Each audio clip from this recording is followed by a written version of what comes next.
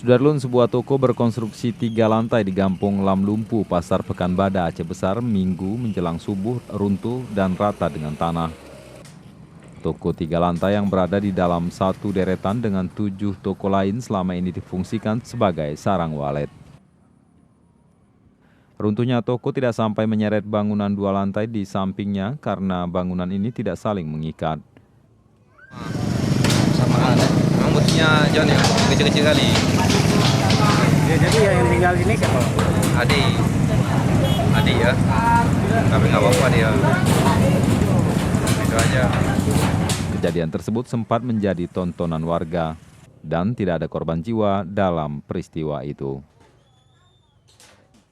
Dari Banda Aceh, Muhammad Ansar, Serambion TV.